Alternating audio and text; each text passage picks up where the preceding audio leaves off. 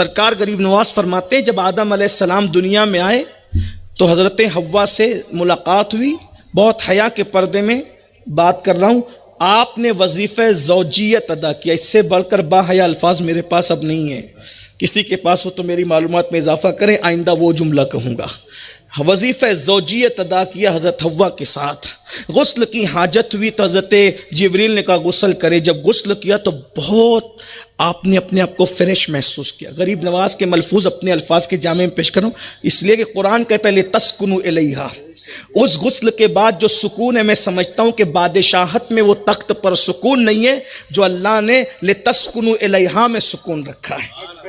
اور جب وہ ہوا تو حضرت آدم کے پاس جبریل آ کے کہیں حضرت کیسا محسوس ہوا؟ کہا کہ اتنا سکون ہے۔ کہا ایک بات اور سنیں، جتنے قطرے ٹپکے ہیں غسل میں، ہر قطرے کے بدلے 1 سال کی عبادت کا ثواب ملا ہے، اور اتنی تعداد میں فرشتے پیدا ہوئے جو سب عبادت کریں گے تو اس کا صلہ اللہ آپ کو عطا کرے گا۔ تو آدم کریم اپنے بچے یاد آ گئے، بیٹے یاد آ گئے، بیٹیاں، کہا یہ میں نبی ہوں اس لیے میرے لیے یہ ہے یا سب کے لیے؟ کہا جو بھی نکاح کے بعد غسل کرے اللہ کی رضا کے لیے ان سب کو یہی ثواب ہے۔ ہر غسل، ہر قطرے کے بدلے 1 سال کی عبادت، ہر قطرے کے بدلے حلال غسل کی برکت، اور اتنی تعداد میں فرشتے پیدا ہوں گے اور وہ دعا کریں گے اور عبادت کریں گے، اس کا صلہ ملے گا۔ لیکن فوراً غریب نواز کی آنکھوں میں آنسو آ گئے۔ کہا بابا قطب دوسری بات بھی سن لے۔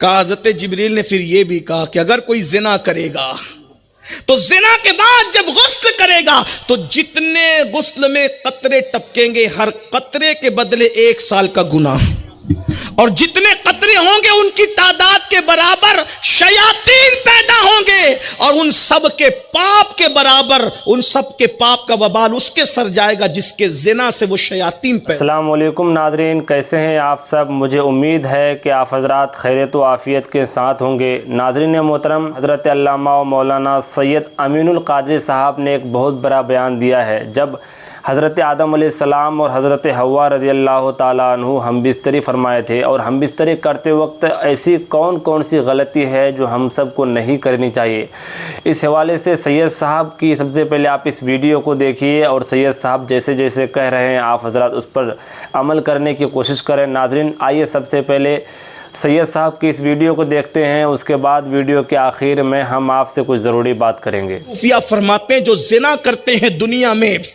اللہ بطور سزا ان کے خاندان میں لنگڑی، لولی، اندھی، عیبی اولاد پیدا کرتا ہے تاکہ خدا ان کے اس صدمے سے انہیں دوچار کرے۔ اب یہ مت سمجھنا کہ جتنے کے یہاں عیبی پیدا ہوتے سب ایسا نہیں، 1-2% کو اللہ امتحان کے طور پہ دیتا ہے، باقی اکثروں کو سزا کے طور۔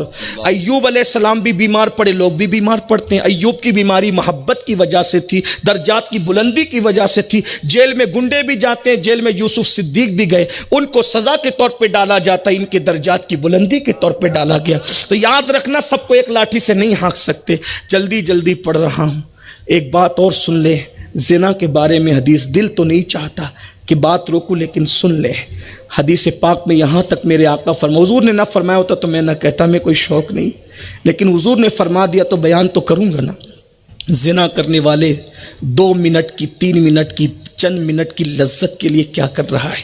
میرے آقا فرماتے ہیں جو دنیا میں زنا کریں گے قیامت کے دن ان کو جہنم کی آگ کی بنی ہوئی قمیص پہنائی جائے گی، اور اس سے بڑھ کر ایک بات فرمائی میرے آقا نے کہ ان کی شرمگاہوں پر جہنم کی آگ دہکائی جائے گی۔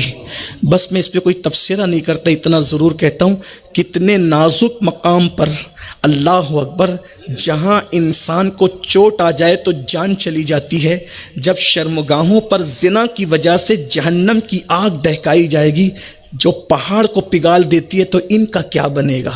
اسلام کہتا ہے حلال کی طرح، اسلام نے آلٹرنیٹ پیش کیا ہے۔ کیوں زنا کرتے ہو؟ نکاح کرو۔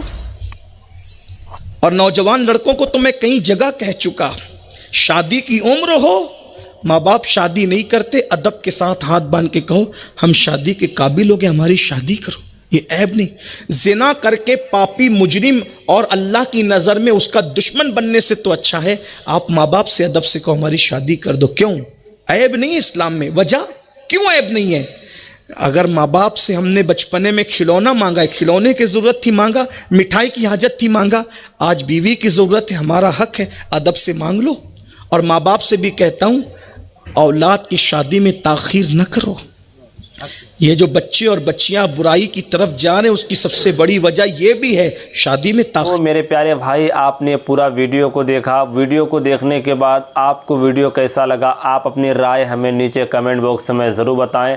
اور میرے بھائی اگر آپ چاہتے ہیں اسی طرح کے ویڈیوز دیکھنا، کیونکہ آپ کو بندگی آفیشیل کے اندر آپ کو دین اور دنیا سے ریلیٹڈ ہر ویڈیوز مل جاتے ہیں، اس لیے آپ اس چینل کو سبسکرائب ضرور کر لیجئے، کیونکہ میرے بھائی میں اس چینل کے اندر دین اور دنیا سے ریلیٹڈ ہر ویڈیوز لاتے رہتا ہوں۔ اور سب سے پہلی بات یہ ہے کہ یہ میرا نیا چینل ہے، اس لیے آپ اس چینل کو سپورٹ ضرور کریں۔ دوستو ملتے ہیں پھر کسی نئے ویڈیوز کے ساتھ، جب تک کے لیے اللہ حافظ۔